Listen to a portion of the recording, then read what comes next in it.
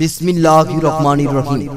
Mizan SD media, সত্যের পথে আলে সুন্নাত ওয়াল জামাত। লা ইলাহা ইল্লাল্লাহ, লা ইলাহা ইল্লাল্লাহ মুহাম্মাদুর রাসূলুল্লাহ সাল্লাল্লাহু আলাইহি ওয়াসাল্লাম। একটা জবান বন্ধ রাখবেন না, জবান খুলে উচ্চস্বরে বলুন আল্লাহু আকবার। আর একটু মায়ার সুরে বলুন ইয়া রাসূলুল্লাহ। একটা জবানও বন্ধ রাখবেন না, সবাই জবান ছেড়ে উচ্চস্বরে বলুন ইয়া ওয়ালি আল্লাহ। বিসমিল্লাহির রহমানির রহিম। ইয়া আইয়ুহাল্লাযীনা আমানু তাকুল্লাহা ওয়া কুনু মা'আস সাদিকিন।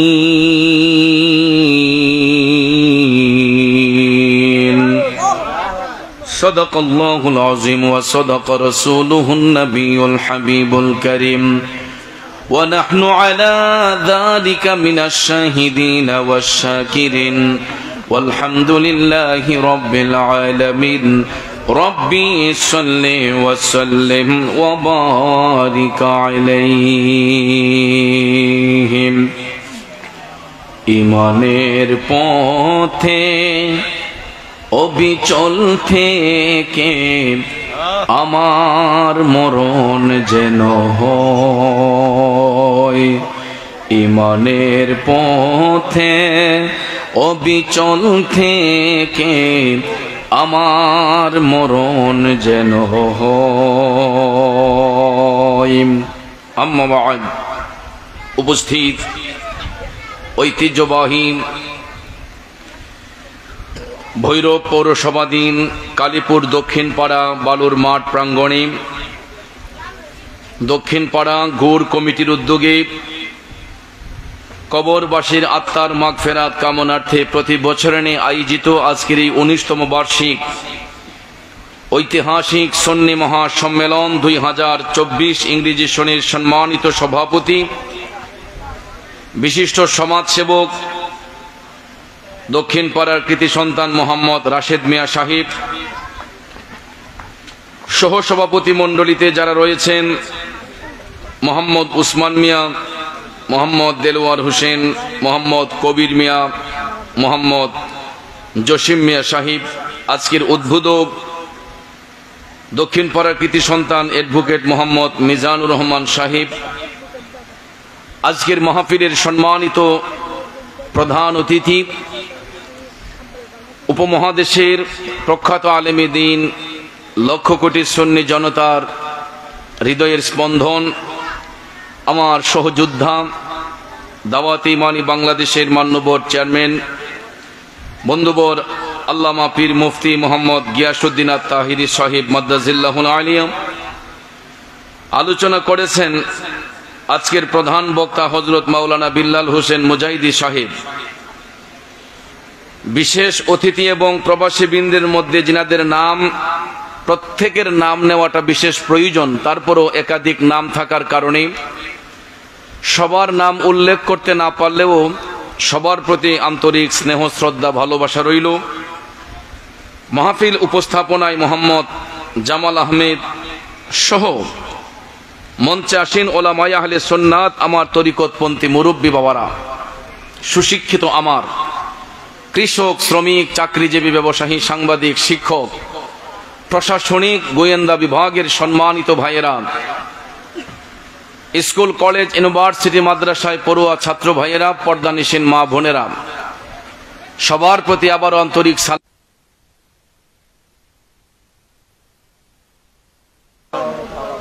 রব্বুল ইজ্জতের আলিশান দরবারে লাখো কোটি শুকর গুজার করার পর প্রিয় নবী সরকারে দো আলম নূরে মুজাসসাম নবী মুহাম্মদ রাসূলুল্লাহ সাল্লাল্লাহু তাআলা আলাইহি ওয়াসাল্লামের শানে নাতে মুস্তাফা দুরুদে মুস্তাফা সাল্লাল্লাহু আলাইহি ওয়াসাল্লাম পরিবেশন করে আপনাদের খেদমতে মহাগ্রন্থ আল কোরআনুল কারীমের সূরা আত-তাওবার 119 নম্বর আয়াতে পাক তেলাওয়াত করেছি।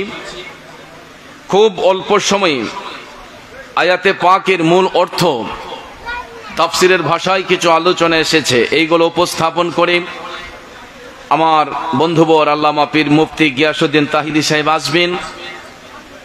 ওনার কাছে মাইক দিয়ে আপনাদের কাছ থেকে বিদায় আরজ করব। আল্লাহ পাক যেন শেষ মোনাজাত পর্যন্ত আমাদের সকলকে ধৈর্যের সহিত বসার সুযোগ দান করেন। আমরা সকলে বলি আমিন।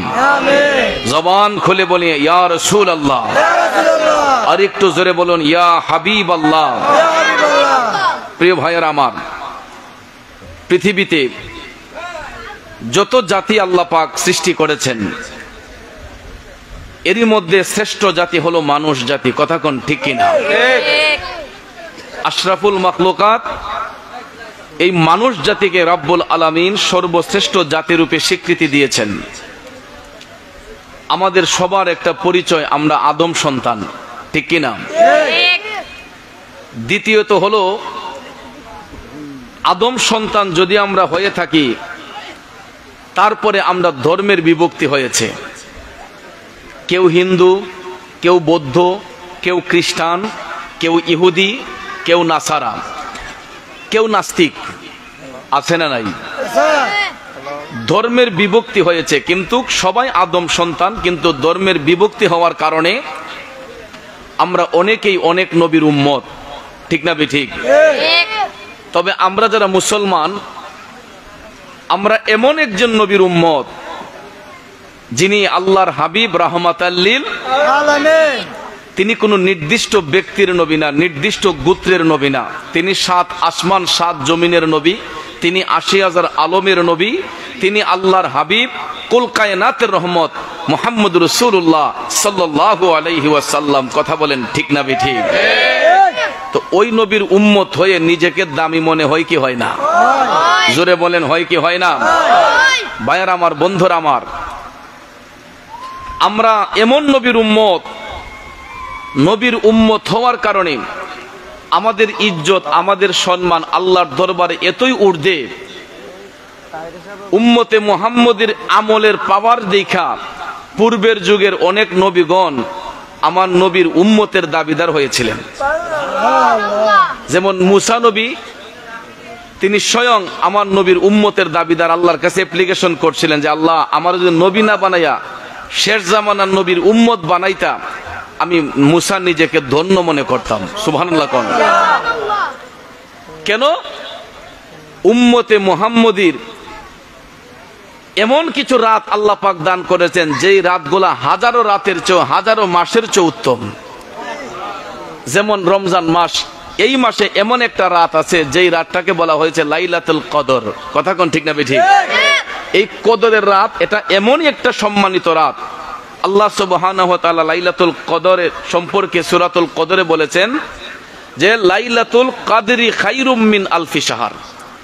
এই কদরের রাত এটা এমন একটা মহিমান্বিত রাত যেটা হাজারো রাতের চাইতে উত্তম রাত। সুবহানাল্লাহ বলেন। যেই রাতের মধ্যে শুধু কল্যাণ আর কল্যাণ। মাগরিবের পর থেকে ফজরের আগ মুহূর্ত পর্যন্ত আল্লাহ রাব্বুল আলামিন প্রথম আসমানের দ্বার প্রান্তে এসে বান্দাদেরকে আহ্বান করে, তোমরা কে আছো রিজিক প্রাপ্ত, আমার কাছে রিজিক চাও, আমি রিজিক দেব। তোমরা কে আছো অভাবগ্রস্ত, আমার কাছে চাও, তোমাদের অভাব দূর করে দেব। সুবহানাল্লাহ বলেন। এরকম ভাবে ভাইয়ের আমার, ফজরের আগ পর্যন্ত আল্লাহ সুবহানাহু ওয়া তাআলা বান্দাদেরকে আহ্বান করেন ফেরেশতাদের মাধ্যমে। কিন্তু আমরা এতই দুর্ভাগা, এত সুবর্ণ সুযোগ পাওয়ার পরেও আমরা নিজের সম্মান নিজে ধরে রাখতে পারি না। কথা কোন ঠিক না ঠিক? আমার যুবক ভাইয়েরা, বন্ধুরা, গভীর মনোযোগ।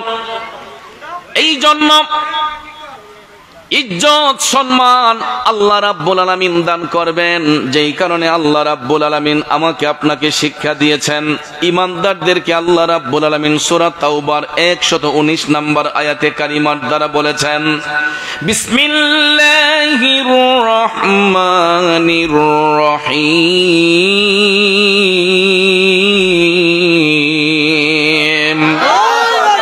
ইয়া আইয়ুহাল্লাযীনা আমানু তাকুল্লাহা ওয়া কুনু মা'আস সাদিকিন।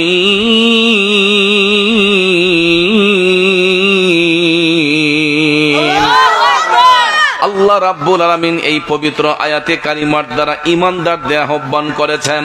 কোন দাজ্জাল, কোন কাযযাব, কোন ব্যভিচারীকে আল্লাহ আহ্বান করে নাই। কারণ আল্লাহ রাব্বুল আলামিন জানতেন যে এই পৃথিবীর জমিনে দাজ্জাল থাকবে, কাযযাব থাকবে, যারা সত্যবাদীদের সঙ্গে থাকতে না, যারা মিথ্যা প্রতিপন্ন করবে, যারা হকের বাহিরে চলাফেরা করবে। এই জন্য আমার আল্লাহ দাজ্জাল কাযযাবকে আহ্বান করে নাই।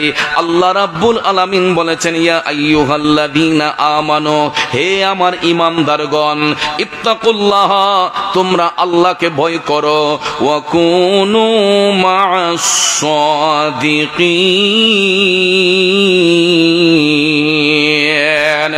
এবং সত্যবাদীদের সঙ্গ নাও। আল্লাহ রাব্বুল আলামিন বলেছেন, ঈমানদারদেরকে তোমরা আল্লাহকে ভয় করো এবং সত্যবাদীদের তোমরা অনুসরণ করে সত্যবাদীদের সঙ্গে তোমরা বসবাস করো। সুবহানাল্লাহ। কোন বলেছেন কে? আরো জোরে বলেন, বলেছেন কে? আল্লাহ রাব্বুল আলামিন ঈমানদারদেরকে বলেছেন, হে ঈমানদারগণ, তোমরা আল্লাহরে ভয় করো। দাজ্জাল, কাযযাব, ব্যভিচারী, নাস্তিক, মুরতাদকে আল্লাহ বলে নাই। যদি সবাইকে বলতেন, আল্লাহ পাক বলতেন ইয়া আইয়ুহান নাস। কিন্তু এই আয়াতে কারিমায় আল্লাহ ইয়া আইয়ুহান নাস বলে আহ্বান করে নাই। আল্লাহ বলছেন ইয়া আইয়ুহাল্লাযীনা আমানু, হে আমার ঈমানদারগণ। সুবহানাল্লাহ বলেন।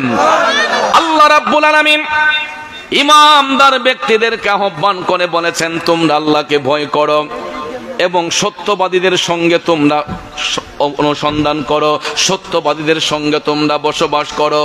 এখন এই আয়াতে কারিমার তাফসিরের দিকে যদি নজর করি, তাফসিরে রুহুল বয়ান প্রমাণ করেছে সত্যবাদী কারা। সত্যবাদীদের সংজ্ঞা যদি বলতে হয়, সত্যবাদী হলো তারা যারা আল্লাহর প্রত্যেকটা হুকুমকে মান্য করেছে, যারা আল্লাহর হাবিব সাল্লাল্লাহু আলাইহি ওয়াসাল্লামের উপর পরিপূর্ণ ঈমান এনে নবীর আদর্শে আদর্শিত হয়েছে, এরাই হচ্ছে সত্যবাদী। কথা বলেন ঠিক না বেঠে? আর সত্যবাদীদের অন্যতম খেতাব লাভ করেছিলেন ইসলামের প্রথম সাহাবী খলিফাতুল মুসলিমিন সাইয়্যিদুনা হুজুর আবু বকর সিদ্দিক রাদিয়াল্লাহু তাআলা আনহু। কথা বলেন ঠিক না বেঠে? এ আমার বাবাজিরা, বন্ধুরা, আবু বকর সিদ্দিক, উনি সিদ্দিকে আকবর, সত্যবাদীদের মধ্যে অন্যতম হয়েছিলেন। এটার একটাই কারণ, আবু বকর সিদ্দিক রাদিয়াল্লাহু তাআলা আনহু ইসলাম ধর্ম গ্রহণ করার সাথে সাথে যখন কামলিওয়ালা নবীর গোলামিতে মশগুল হয়ে গেলেন, উনি উনার জীবন এবং কর্ম সবকিছু যখন নবীর কদমে কোরবান করে দিয়েছেন, আবু বকর কয়, আমার বলতে তো আমার মধ্যে আর কিছু নাই, যাহা কিছু ছিল সব কিছু আমি নবীর কদমে কোরবান করে দিয়েছে।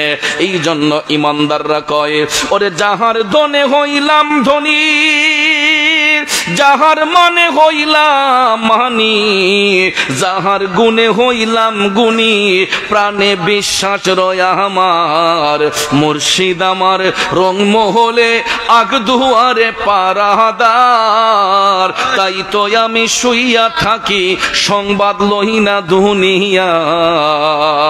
আল্লাহু আকবার বলেন। যারা নবীর প্রেমে ফানা হইয়া যায়, যারা নবীর প্রেমে নিজের জীবনটাকে কোরবান করে দেয়, এদের মধ্যে আছে বলতে আর কিছুই থাকে না, সব কিছু নবীর কদমে তারা কোরবান করে দিয়া আবু বকর সিদ্দিক রাদিয়াল্লাহু তাআলা আনহু আমার মায়ার নবী, দয়ার নবীর এমন ভাবে গোলামি করেছেন, এমন ভাবে নবীর কাছে চলে গিয়েছেন, যিনি সিদ্দিক আকবর লকব লাভ করেছেন। সিদ্দিক আকবর সত্যবাদীদের অন্যতম হইয়া আজও পর্যন্ত আমার নবীর পাশে শুয়ে শুয়ে আরাম করতেছেন। কথা বলেন ঠিক কিনা? কিন্তু আমার ভাইয়েরা, বর্তমান জামানার মধ্যে ইসলামের মধ্যে ফাটল ধরাইবার জন্য, মুসলমানকে কলুষিত করার জন্য এক এক ভাই এক এক ভাবে তারা মত প্রকাশ করে, সাহাবায়ে কেরামের মধ্যে দ্বিধাদ্বন্দ্ব সৃষ্টি করে, আছে না নাই? কিন্তু দেখেন সাহাবায়ে কেরাম তারা সত্যের মাপকাঠি, সাহাবায়ে কেরামের মধ্যে কোনো অন্তর্দ্বন্দ্ব ছিল না, সাহাবায়ে কেরামের মধ্যে কোনো দ্বিধাদ্বন্দ্ব ছিল না। তারা একজন আরেকজনকে সম্মান করতেন, তারা একজন আরেকজনকে মহব্বত করতেন, ভালোবাসতেন। যেমনি ভাবে ইসলামের চতুর্থ খলিফা হযরতে শের খুদা মাওলানা আলী রাদিয়াল্লাহু তাআলা আনহু এবং হযরতে সিদ্দিক আকবর রাদিয়াল্লাহু তাআলা আনহুর মধ্যে তারা কেমন ভালোবাসা রাখতেন, তারা কেমন ভালোবাসা করতেন। আমার বাবাজিরা, জামিউল মুজিজাত কিতাবের মধ্যে রওয়ায়াত খান এসেছে, আবু বকর সিদ্দিক রাদিয়াল্লাহু তাআলা আনহু যখন তিনি খেলাফতের ভার অর্জন করছিলেন, আল্লাহর হাবিব সাল্লাল্লাহু আলাইহি ওয়াসাল্লাম খেলাফতের ভার যখন দায়িত্ব যখন অর্পণ করেছিলেন, আবু বকর সিদ্দিক রাদিয়াল্লাহু তাআলা আনহু তিনি খেলাফত পাবার পরে আপন হুজরা শরীফের মধ্যে যখন ঘুমাইলেন, ঘুমের ঘরে তিনি স্বপ্নে দেখেন গো, এই মাইকের মাঝে কোনো মজা নাই, আওয়াজের মধ্যে মজা বলতেই নেই। একটু দুরূদ শরীফ পড়েন, আল্লাহুম্মা সাল্লি আলা সাইয়্যিদিনা মুহাম্মাদ, আল্লাহুম্মা সাল্লি আলা সাইয়্যিদিনা মুহাম্মাদ নাবিয়ানা লানা মুহাম্মাদ নাবিয়ানা মাওলানা মুহাম্মাদ, আল্লাহুম্মা সাল্লি আলা সাইয়্যিদিনা নাবিয়ানা মাওলানা মুহাম্মাদ নাবিয়ানা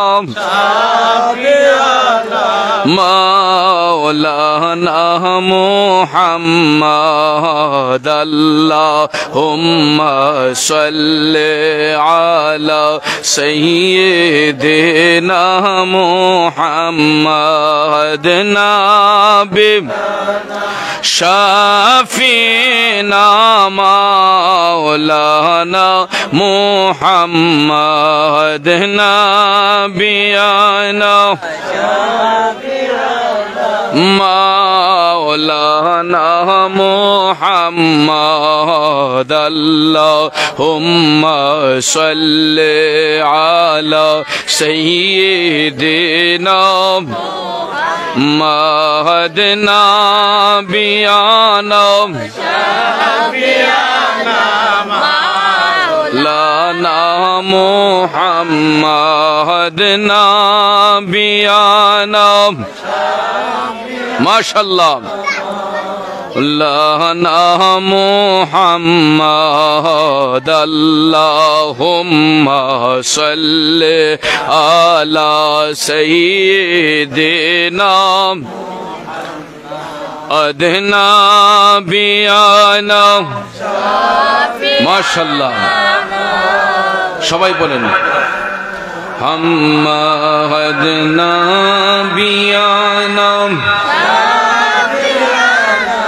মাওলানা মুহাম্মাদ, আল্লাহুম্মা সাল্লি আলা সাইয়্যিদিনা মুহাম্মাদ নাবিয়ানা শাফিয়ানা মাওলানা নাবিয়ানা শাফিনা মাওলানা মুহাম্মদ। এমন নবীজির উম্মত আমরা, যেই নবীর নাহি তুলনা, যাহার শানে দুরুদ বেজেন দয়াল প্রভু রব্বানা। আল্লাহ আল্লাহুম্মা সাল্লি আলা সাইয়্যিদিনা মাহদিনা বিয়ানা মাওলানা। একটা জবানও বন্ধ রাখবেন না, চিৎকার মেরে বলুন আল্লাহু আকবার। আর একটু মায়ার সুরে বলুন ইয়া রাসূলুল্লাহ। আমার যুবক ভাইয়েরা, বলতেছিলাম কি সাহাবায়ে কেরামের মধ্যে কেমন আন্তরিকতা, কেমন মহব্বত ছিল। দেখেন সিদ্দিক আকবর খেলাফতের ভার অর্জন করার পরে তিনি আপন হুজরা মুবারকের মধ্যে ঘুমালেন। ঘুমানোর পরে আবু বকর সিদ্দিক রাদিয়াল্লাহু তাআলা আনহু রাতের বেলা হুজুর করিম সাল্লাল্লাহু আলাইহি ওয়াসাল্লামকে স্বপ্নের ঘরে নবীর দিদার নসিব হইল। সুবহানাল্লাহ বলেন। আবু বকর সিদ্দিক রাদিয়াল্লাহু তাআলা আনহু আমার নবীর দিদার অর্জন করলেন। দিদার অর্জন করার পরে নবীর সঙ্গে কথোপকথন করলেন। স্বপ্ন থেকে জাগ্রত হইয়া আবু বকর সিদ্দিক রাদিয়াল্লাহু তাআলা আনহু মসজিদে নববী শরীফের মধ্যে অবস্থান করলেন। নামাজের পরে সবাই যখন আসহাবে সুফার মধ্যে বসলেন, হঠাৎ করে মাওলানা আলী রাদিয়াল্লাহু তাআলা আনহু আবু বকর সিদ্দিকের পাশে বসা ছিলেন। হযরতে আমিরুল মুমিনিন ওমর ইবনুল খাত্তাব রাদিয়াল্লাহু তাআলা আনহু বসা ছিলেন। অন্যান্য সাহাবায়ে কেরাম বসা ছিলেন। সিদ্দিক আকবর রাদিয়াল্লাহু তাআলা আনহু মাওলানা আলীর চেহারা মুবারকের দিকে তাকায়া মুস্কি মুস্কি হাসতেছেন। হযরতে মাওলানা আলী ডাক দিয়ে বলতেছেন, ও আমিরুল মুমিনিন, আপনি আমার দিকে তাকায় এরকম ভাবে হাসতেছেন কেন?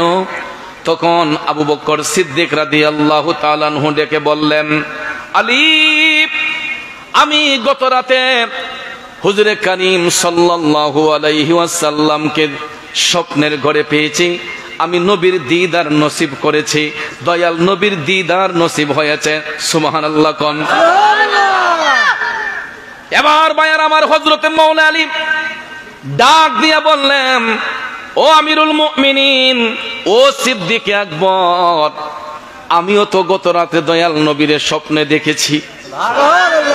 আরো জোরে কন্যা সুবহানাল্লাহ। ভাইয়ার আমার, বন্ধুরা আমার, এবার আবু বকর সিদ্দিক ডাক দিয়া বললেন, আলী, তুমি কি দেখেছ? মাওলানা আলী ডাক দিয়া বললেন, হুজুর, ও সিদ্দিক আকবর, স্বপ্নের কথা তো আপনি আগে বলছেন, আগে বলুন আপনি কি দেখছেন? তখন হযরতে সিদ্দিক আকবর রাদিয়াল্লাহু তাআলা আনহু ডাক দিয়ে বললেন, আলী, আমি গত রাতে নবীকে স্বপ্নে দেখেছি। দয়াল নবী আমাকে বলেছেন, হে আবু বকর, আমার আলী যতক্ষণ কাউকে অনুমতি না দিবে আল্লাহর কোন বান্দা বান্দি ফুলসিরাতের পুল পার হতে পারবে না। আরো জোরে জোরে কন্যা সুবহানাল্লাহ। আবু বকর সিদ্দিক ডেকে বললেন, আলী, আমি স্বপ্ন দেখেছি, আমাকে দয়াল নবী বলেছেন যে আবু বকর, আমার আলী যতক্ষণ কাউকে অনুমতি না দিবে ততক্ষণ পর্যন্ত আল্লাহর কোন বান্দা বান্দি ফুলসিরাতের পুল পার হতে পারবে না।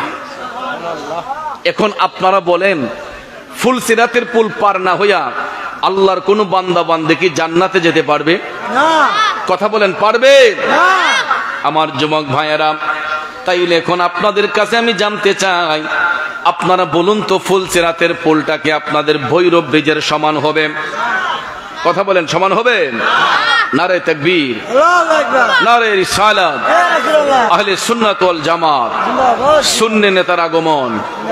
আমাদের ভৈরব উপজেলার সাবেক ভাইস চেয়ারম্যান আমার বন্ধুবর জনাব আল মামুন ভাই আমাদের মধ্যে উপস্থিত হয়েছেন।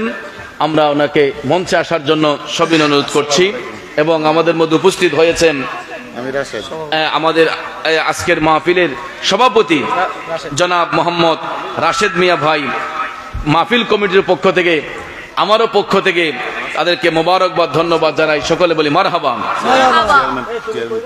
জি জি জি, ইনশাআল্লাহ আগামী উপজেলা পরিষদ নির্বাচনে চেয়ারম্যান পদপ্রার্থী আমার বন্ধুবর, আমার ভাই জনাব আল মামুন ভাই আমাদের মধ্যে উপস্থিত হয়েছেন, আমাদের সর্বজন প্রিয় ব্যক্তি এবং আমাদের সুন্নিয়তের প্রত্যেকটা কাজে যিনার পেজ আমরা সামনে পাই আমাদের মধ্যে উপস্থিত হয়েছেন। আগামী উপজেলা পরিষদ নির্বাচনে চেয়ারম্যান পদপ্রার্থী জনাব আল মামুন ভাই আমাদের মধ্যে উপস্থিত হয়েছেন। ইনশাল্লাহ উনি আপনাদের কাছ থেকে দোয়া চাইবেন। ইনশাল্লাহ আমরা সকলে যারা দাঁড়িয়ে আছি আমরা মেহেরবানি করে বসে যাব। সবাই একটু দুরূদ শরীফ পড়েন। আল্লাহুম্মা সাল্লি ব্যস্ততা আছে নাকি? না অসুবিধা নাই, মুহাম্মাদ আল্লাহুম্মা সাল্লি সাইয়্যিদিনা আদনা বিয়ানা মাওলানা মাদনা বিয়ানা মাওলানা মুহাম্মাদ আল্লাহুম্মা সাল্লি আলা সাইয়্যিদিনা মুহাম্মাদ নাবিয়ানা মাওলানা।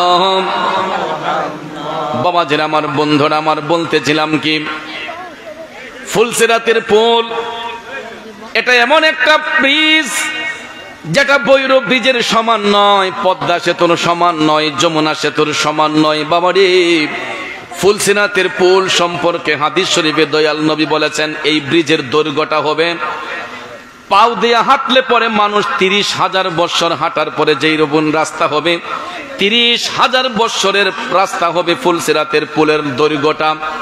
মানুষ পাও দিয়ে হাঁটলে 30,000 বৎসর হাঁটলে পরে যতটুক সময় যাবে এতটুক লম্বা হবে ফুলসিরাতের পুলের দৈর্ঘ্যটা। আর প্রস্থটা হবে চুল হইতে চিকন, হীরা হইতে ধার। আল্লাহু আকবার বলেন।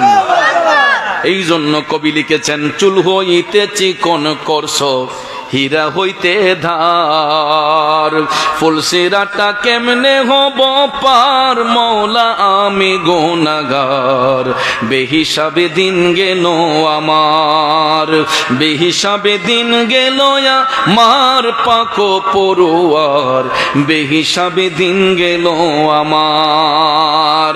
আমার যুবক বন্ধুরা, বাবাজিরা রে, প্রত্যেকটা ব্রিজের নিচে হয়তো নদীর পানি থাকে, ডুবার পানি থাকে, খালের পানি থাকে, ঠিক না বেঠে? ও যুবক, ফুলসিরাতের পুলের নিচে নদীর কোনো পানি থাকবে না, ডুবার কোনো পানি থাকবে না, খালের পানি থাকবে না, বিলের পানি থাকবে না, সমুদ্রের পানি থাকবে না। ফুলসিরাতের পুলের নিচে থাকবে জাহান্নামের জ্বলন্ত আগুন, ধাউ ধাউ করে ওই আগুন জ্বলবে। এর উপরে 30,000 বছরের রাস্তা ফুলসিরাতের পুলটা আমার আল্লাহ বসাইবে। আর আপনারা লক্ষ্য করে দেখবেন, দুনিয়ার লম্বা লম্বা সেতু পার হতে গেলে আমাকে আপনাকে টুল পে করে যেতে হয়, ঠিক না বেঠে? টুল আদায় করে যেতে হয়। আপনি ভৈরব ব্রিজ পার হতে যান, এদিক সেদিক যেদিকেই যান, আপনি টুল আদায় না করে আপনার গাড়ি ব্রিজ পার করা সম্ভব হবে না। কথা কোন ঠিক না বেঠে? সরকারি গাড়িও যদি হয়, আমি দেখেছি টুল প্লাজার মধ্যে একটা আলাদা খাতা আছে, ওই খাতার মধ্যে সাইন দিয়ে তারপরে সরকারি গাড়িগুলো যেতে হয়, পরিচয় দিতে হয় উনি এটা সরকারি গাড়ি না বেসরকারি গাড়ি। পাবলিকের গাড়ি হলে আপনাকে টুল দিতে হবে, সরকারি গাড়ি হলো খাতার মধ্যে সাইন দিয়ে আপনার গাড়ি ব্রিজ পার করতে হয়। ঠিক তদ্রুপভাবে ভাইয়ার আমার, ফুলসিরাতের পুল পার হতে গেলেও আপনাকে সেখানে টুল আদায় করে যেতে হবে। আর ফুলসিরাতের পুলের টুল কিন্তু দুনিয়ার কোনো টাকা পয়সা নয়, ধন দৌলত নয়। ওই ফুলসিরাতের পুলের মধ্যে যিনি জিম্মাদার হবেন উনি হচ্ছেন বেলায়েতের সম্রাট, যার কাছ থেকে বেলায়েতের আগমন হয়।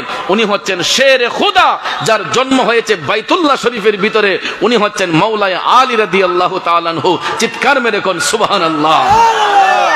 আমার বাবাজিরা, বন্ধুরা, গভীর মনোযোগ। হযরতে মাওলানা আলী উনি হবেন ফুলসিরাতের পুলের জিম্মাদার।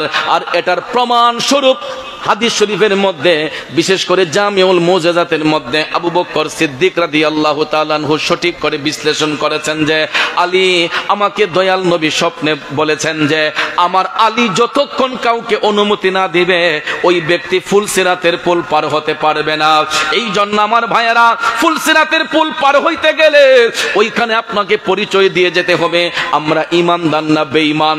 ওই পরিচয়টা নেওয়ার জন্য যিনি ফুলসিরাতের পুলের মধ্যে বসা থাকবেন উনি হচ্ছেন শেরে খুদা হযরতে মাওলানা আলী রাদিয়াল্লাহু তাআলা আনহু।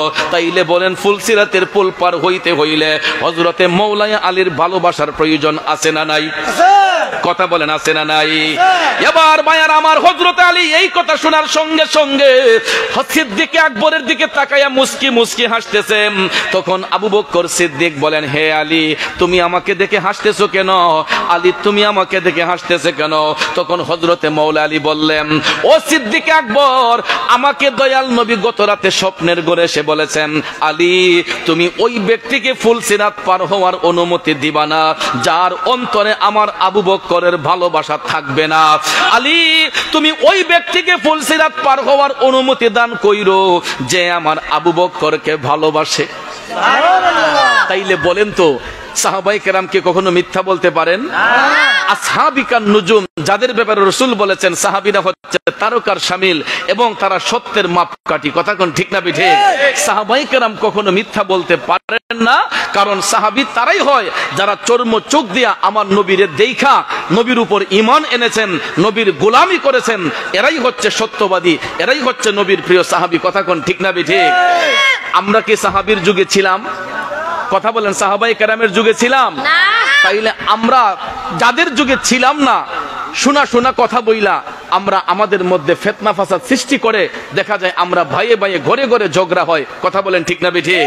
এই সমস্ত কিছু ছেড়ে দিয়া হিংসা বিদ্বেষ ভুলে গিয়া ভাইয়ের আমার আল্লাহর নবীর গোলামি করতে শিখুন, সাহাবায়ে কেরামকে ভালোবাসতে শিখুন, কারণ তারা নবীর পক্ষে জীবন দিয়েছেন। কথা বলেন ঠিক না ঠিক?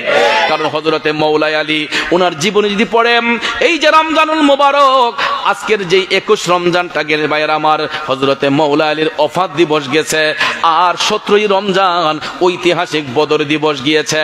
এ ছোট্ট সোনামণিরা অনেকে হয়তো বদর সম্পর্কে জানেন না। ইসলামের প্রথম যুদ্ধ ছিল ঐতিহাসিক বদরের যুদ্ধ। আল্লাহর হাবিব সাল্লাল্লাহু আলাইহি ওয়াসাল্লাম যখন মক্কা বিজয়ের পরে যখন মদিনা শরীফের মধ্যে হিজরত করে আসলেন মদিনার রাষ্ট্র কায়েমের লক্ষ্যে, রাসূল যখন মদিনার পানে আসলেন এই যুদ্ধটা হয়েছিল মক্কার কুরাইশ কাফেরদের সঙ্গে মদিনার মুসলমানদের সাথে। এই ঐতিহাসিক বদরের যুদ্ধ ইসলামের প্রথম যুদ্ধ সংঘটিত হয়েছিল। এটা দ্বিতীয় হিজরির 17ই রমজান শরীফের মধ্যে হয়েছিল। আব্বাজিরা আমার বন্ধুরা আমার সবচেয়ে বেদনার বিষয় হলো ঐতিহাসিক বদরের যুদ্ধে নবীর পক্ষে অংশগ্রহণ করেছিলেন মাত্র 313 জন সাহাবী। কয়জন? 313 জন সাহাবী, যাদের হাতে ছিল না কোনো অস্ত্র, যাদের হাতে ছিল না কোনো তরবারি, যাদের হাতের মধ্যে কোনো অস্ত্রই ছিল না। তারা শূন্য হাতে বদর প্রান্তরে আল্লাহর হাবিব 17ই রমজানের রাতে বদরের প্রান্তরে তাঁবুর মধ্যে সে অবস্থান করলেন। এই অবস্থান করার পরে রাসূল চিন্তা করলেন কাফেরের সংখ্যা তো 1500 বেশি আর নবীর পক্ষে সৈনিক মাত্র 313 জন। কয়জন? যুবক ভাইয়ের আমার গভীর মনোযোগ। 313 জন সাহাবীকে সাথে নিয়ে আল্লাহর হাবিব বদরের প্রান্তরে অবস্থান করলেন। আমার মায়ার নবী সেখানে বায়াতে রিদওয়ান যেটাকে বলা হয় নবীর হাত বাড়িয়ে দিলেন। 313 জন সাহাবী আমার নবীর হাত মুবারকের উপর হাত রাখলেন। আল্লাহর হাবিব তাদের বায়াত গ্রহণ করেছিলেন। রাসূল বলেছিলেন লা তাফাররাকু, তোমরা বিচ্ছিন্ন হইও না। এই 313 জনকে আল্লাহর হাবিব ঐক্যবদ্ধ করার পরে এই যুদ্ধের মধ্যে অংশগ্রহণ করেছিলেন বেলায়েতের বাদশা শেরে খুদা হযরতে মাওলানা আলী রাদিয়াল্লাহু তাআলা আনহু। চিৎকার মেরে কন্যা সুবহানাল্লাহ। এই ইসলামের প্রথম যুদ্ধে বদরের যুদ্ধে সবচেয়ে বড় ভূমিকা পালন করেছিলেন হযরতে মাওলানা আলী রাদিয়াল্লাহু তাআলা আনহু। সুবহানাল্লাহ বলেন। ভাইরা আমার, বন্ধুরা আমার, 313 জন সাহাবী নিয়ে আল্লাহর হাবিব 17ই রমজানের রাতে যখন তাঁবুর মধ্যে অবস্থান করলেন, রাসূল চিন্তা করলেন আমার উম্মতের সংখ্যা কম, কাফের সংখ্যা তো বেশি। আল্লাহর হাবিব রাতের বেলায় চোখের জল মোবারক বিসর্জন দিয়ে আল্লাহর নবী কান্না আপ্লুত হয়ে মালিকের দরবারে দুই হাত মোবারক উঠিয়ে আল্লাহর হাবিব অ্যাপ্লিকেশন করলেন, আয় আল্লাহ, আমার উম্মতের সংখ্যা যদিও কম হয়, আল্লাহ তুমি তাদেরকে ঈমানি শক্তিতে বলিয়ান করে দাও। আল্লাহ, এটা ইসলামের পক্ষে প্রথম জিহাদ। এই যুদ্ধে যদি মুসলমানরা হেরে যায় তাহলে হয়তো আল্লাহ বলে ডাকার মতো কোনো লোক এই পৃথিবীতে আর থাকবে না। মালিক, তুমি আমি রসুলের অ্যাপ্লিকেশন কবুল করো, আল্লাহ তুমি মুসলমানদেরকে বিজয় দান করো। আল্লাহ নবী অ্যাপ্লিকেশন করছেন, এই অ্যাপ্লিকেশন কি আমার আল্লাহ ফিরিয়ে দিবেন? কারণ নবীর খুশিটাই আমার আল্লাহর খুশি। কথা কোন ঠিক না বেঠিক? নবীর ডাকতে দেরি হয়, আমার মালিক সেটা কবুল করতে দেরি করে না। কথা বলেন ঠিক না বেঠিক? ভাইয়ার আমার, বন্ধুরা আমার, তারপরও দেখেন আরো কত কষ্টের বিষয়। ইসলামের প্রথম যুদ্ধ ঐতিহাসিক বদর প্রান্তরে মুসলমানরা যেই জায়গার মধ্যে অবস্থান করেছিলেন ওই জায়গাটা ছিল একটু নিচু। জায়গাটা কি ছিল? নিচু। ঝগড়ার মধ্যে গেলে দেখবেন যারা উপরে থাকে এরার শক্তিও বেশি থাকে, এরার মানে আক্রমণের দিকটাও মজবুত থাকে। কথা কোন ঠিক না বেঠিক? নিচে যারা থাকে এরা ঢিল দিলেও এটা উপরে আসতে একটু সময় লাগে। কথা কোন ঠিক না বেঠিক? আর উপর থেকে ঢিল মারলে এমনিতে এটা তাড়াতাড়ি চলে যায়। কথা কোন ঠিক কি না? তাহলে মুসলমানরা যেই জায়গাটাতে বদর প্রান্তরে অবস্থান করেছিলেন ওই জায়গাটা ছিল নিচু এবং সূর্যের তাপটা ছিল মুসলমানদের চোখ বরাবর। চোখের সূর্যের তাপটা যখন চোখের মধ্যে লাগে সামনের দৃশ্যগুলা কি সহজে দেখা যায়? আপনারা বলেন দেখা যায়? আপনি 1 মিনিট সূর্যের দিকে তাকাইয়া, 1 মিনিট লাগবে না, 3-4 সেকেন্ড সূর্যের দিকে তাকাইয়া আবার চোখটা খুললে তাকাইবেন, দেখবেন সবকিছু অন্ধকার লাগে। কথা বলেন ঠিক কি না? মুসলমানরা যেই জায়গার মধ্যে অবস্থান করেছিলেন, ও যুবক আমার বাবাজিরা, ওই জায়গাটা ছিল নিচু এবং সূর্যের তাপটা ছিল মুসলমানদের চোখ বরাবর। আর কাফেররা যেই জায়গাতে অবস্থান করেছিল সূর্যের তাপটা ছিল তাদের পিঠের মধ্যে, চোখের মধ্যে সূর্যের তাপ লাগতো না। সূর্য তাদের পিঠের দিকে ছিল, চোখ বরাবর ছিল না। এই জন্য তারা জায়গাও ছিল উঁচু জায়গা এবং তাদের সূর্যের তাপও চোখে লাগে নাই। কাফেররা এমন একটা মজবুত জায়গার মধ্যে অবস্থান করলো আর মুসলমানরা একটা নিচু জায়গার মধ্যে এবং সূর্যের তাপটা চোখ বরাবর। বন্ধুরা আমার, বাবাজিরা আমার, কিন্তু আল্লাহর হাবিব সাল্লাল্লাহু আলাইহি ওয়াসাল্লাম যখন অ্যাপ্লিকেশন করলেন, দয়াল নবী উম্মতকে সান্ত্বনা দিয়ে বললেন, লা তাহজান, তোমরা চিন্তা করো না, অবশ্যই মুসলমানদের বিজয় সুনিশ্চিত। রাসূল বলেছেন মুসলমানরা এই যুদ্ধে হেরে যাবে না। এই সাহস পাওয়ার সাথে সাথে ভাইয়ার আমার, শের খুদা মাওলানা আলী রাদিয়াল্লাহু তাআলা আনহু, ওনার হাতের মধ্যে একটা তরবারি ছিল। এই তরবারিটার নাম হচ্ছে জুলফিকার। ভাইয়ার আমার, বন্ধুরা আমার, যেটাকে সাইফুল্লাহ বলা হতো, আল্লাহর তরবারি। সুবহানাল্লাহ বলেন। আর এই জুলফিকার সম্পর্কে হাদিস শরীফে বলা হয়েছে, লা ফাতা ইল্লা আলী, লা সাইফা ইল্লা জুলফিকার, শাহে মুর্দা শের আজদা, সৈয়দুল কওনাইন বর। চিৎকার মেরে বলুন না আল্লাহু আকবার। আমার মদিনার কামলিওয়ালা নবী বলেন, আমার আলীর মতো যেমন কোন জওয়ান নাই, জুলফিকারের মতো এমন কোন তরবারিও নাই। জায়গাটা যদিও নিচু ছিল, সূর্যের তাপটা যদিও চোখ বরাবর ছিল, কিন্তু আল্লাহর নবী যখন বললেন লা তাহজান, চিন্তার কারণ নাই, সাহাবায়ে কেরাম কোনো চিন্তা ভাবনা না করে তারা সত্যের পক্ষে জিহাদ করার জন্য এই 17ই রমজানে ফরজ রোজা মুখের মধ্যে নিয়া, সুবহানাল্লাহ কোন। ইসলামটা এমনিতে আসে নাই বাবারে, আমরা তো ইসলামটা রেডিমেড পেয়ে গেছি, কিন্তু অনেক কষ্টের বিনিময়ে এই ইসলামী শাসন এই পৃথিবীতে কায়েম করেছেন আল্লাহর নবী, নবীর সাহাবাগণ, তারা অনেক ত্যাগ তিতিক্ষার বিনিময়ে এই ইসলামকে কায়েম করেছেন। কথা কোন ঠিক না বেঠিক? এটা এমনিতে আসে নাই, অনেক ত্যাগ তিতিক্ষার মাধ্যমে ভাইয়ার আমার, বন্ধুরা আমার, ইসলামের বিজয় নিশান এই জগতের মধ্যে উড্ডীন হয়েছে। দেখেন রমজান মাসে রোজা পালন করার পরে সত্যের পক্ষে সাহাবায়ে কেরাম অংশগ্রহণ করলেন। না আছে পানি, না আছে কোনো খাবার। এই বদর প্রান্তরে রমজান শরীফের 17ই রমজানে বদরের প্রান্তরে আল্লাহর হাবিব যখন বললেন লা তাফাররাকু, তোমরা বিচ্ছিন্ন হইও না, এই বলে রাসূল যখন বললেন লা তাহজান, চিন্তা করো না, ইন্নাল্লাহা মাআনা, আল্লাহ আমাদের সাথে আছেন, এই সাহসটা দেওয়ার সাথে সাথে সাহাবায়ে কেরাম যার যার তরবারি হাতে নিলেন। এরই মধ্যে জুলফিকার তরবারিটা হযরতে মওলা আলী হাতের মধ্যে নিয়া এই জুলফিকার যখন ঘুরাইতে লাগলেন, ঘুরাইতে ঘুরাইতে ভাইয়ের আমার 70 জন কাফেরকে হযরতে মওলা আলী নিমিষের মধ্যে একদম কতল করে দিয়েছেন। আরো জোরে কন্যা সুবহানাল্লাহ। এই যুদ্ধের ময়দানে 313 জন সাহাবী অংশগ্রহণ করেছিলেন। এরই মধ্যে বদর প্রান্তরে 14 জন সাহাবী, 14 জন মুসলমান সাহাবী আমার নবীর পক্ষে অংশগ্রহণ করে তারা বদরের প্রান্তরে শাহাদাত বরণ করেছেন। বন্ধুরে, ওই বদরের প্রান্তরে আজও পর্যন্ত গেলে গায়ের রোমগুলা শিহরিত হয়ে ওঠে। আমি একবার নয়, দুইবার নয়, আমি বহুবার গিয়েছি ঐতিহাসিক বদরের প্রান্তরে। মকবরায়ে বদর মদিনা শরীফ থেকে প্রায় 100 কিলোমিটার দূরে, মদিনা শরীফ থেকে প্রায় 100 কিলোমিটার দূরে হচ্ছে সেই বদরের স্টেট। ভাইয়ারা আমার, বন্ধুরা আমার, যেখানে সাহাবায়ে কেরাম যুদ্ধ অংশগ্রহণ করেছিলেন, ওই জায়গাটা আজও পর্যন্ত সেখানে গেলে গায়ের রুমগুলা শিহরিত হয়ে ওঠে। মুসলমানরা যে কত কষ্টের বিনিময়ে ইসলামের পক্ষে তারা জিহাদ করেছিলেন, কিন্তু তারা যত কষ্টই ফিল করুক না কেন তারা কোনো কষ্ট অনুভব করতেন না, কারণ তাদের সাথে ছিলেন রাহমাতাল লিল আলামিন, মায়ার নবী, দয়ার নবীজি। চিৎকার মেরে কন্যা সুবহানাল্লাহ। গভীর মনোযোগ যুবক ভাইয়ের আমার, আল্লাহর নবী যখন তাদেরকে সাহস জুগালেন, তখন মওলা আলী অংশগ্রহণ করার পরে 14 জন নবীর পক্ষের সাহাবী বদরের প্রান্তরে শাহাদাত বরণ করেছেন। আর 70 জন কাফেরকে মওলা আলী কচুর মতো কেটে দিলেন। এরপরে ভাইয়ের আমার, এই মুসলমানদের মধ্যে 70 জন সাহাবী আহত হয়েছিলেন। এরই মধ্যে হযরতে মওলা আলীও আঘাতপ্রাপ্ত হয়েছিলেন। হঠাৎ করে দেখা যায় বদরের প্রান্তরে জুলফিকার তরবারিটা ঘুরাইতে ঘুরাইতে হঠাৎ করে ধারালো একটা তীর আইসা হযরতে মওলা আলীর পা মোবারকের মধ্যে ঢুইকা গেছে। ফিচকি দিয়ে রক্ত মোবারক বের হয়ে গেছে। হযরতে আলী বিশ্বের যন্ত্রণায় ছটফট ছটফট করতেছেন। ওনার সহপাঠী যারা অংশগ্রহণ করেছিলেন সবাই কয়, আলী তীরটা খোলা হোক।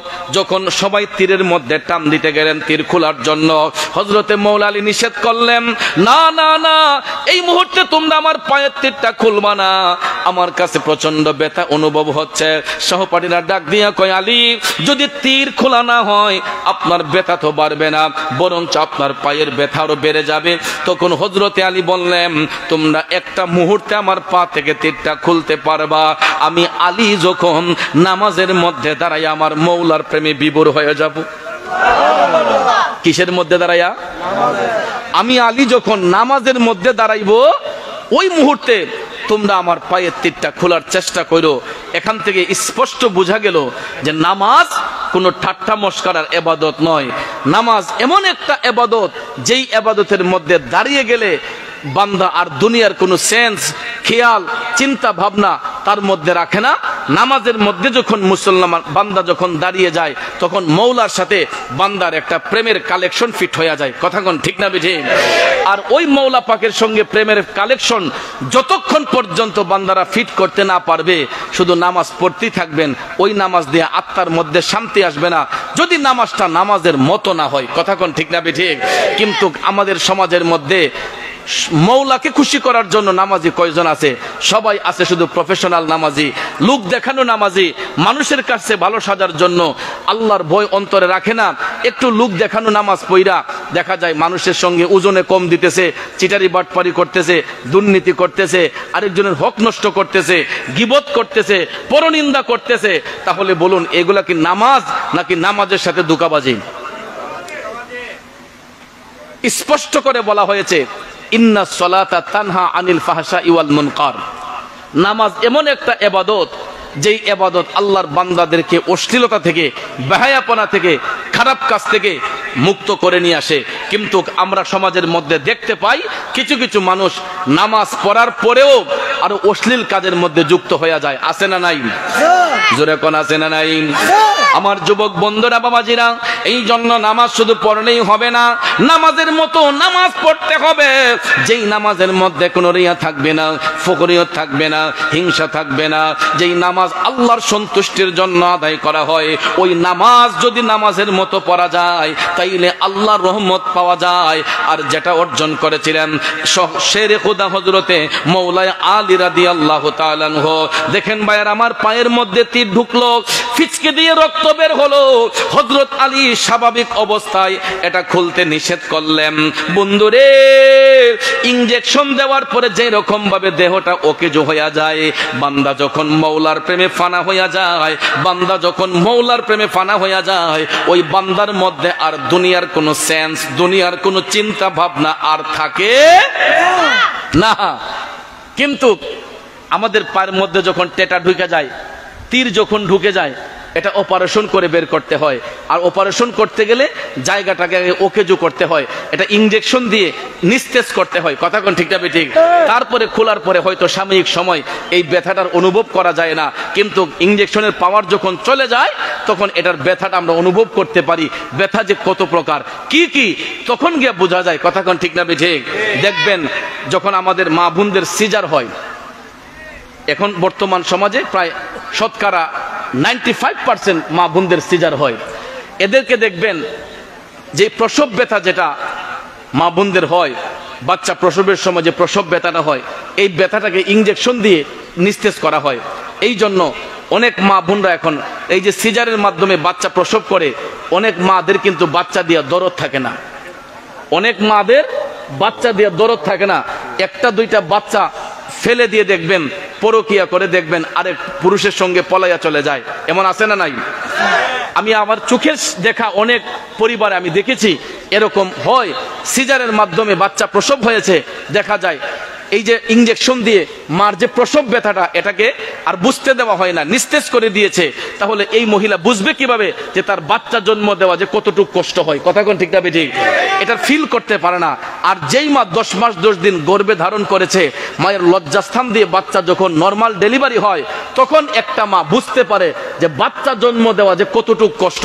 কারণ হাদিস শরীফে রাসূল বলেছেন, একটা বাচ্চা যখন প্রসব হয়, পৃথিবীটা কিয়ামত হলে যেরকম মনে হয়, একটা মায়ের কাছে ওই রকম মনে হয় যখন একটা মায়ের গর্ভ থেকে তার নর্মাল ডেলিভারির মাধ্যমে বাচ্চা প্রসব হয়। তখন ওই মা বুঝতে পারে যে বাচ্চা জন্ম দেওয়া কতটুকু কষ্ট। কথা কোন ঠিক না ঠিক? এই জন্য ভাইয়ার আমার যেটা বলতে চেয়েছিলাম, সচরাচর আমাদের মধ্যে এখন নর্মাল ডেলিভারি এই হয় না। শতকরা 95% মা বোনদেরকে সিজারে বাচ্চা প্রসব করানো হয়।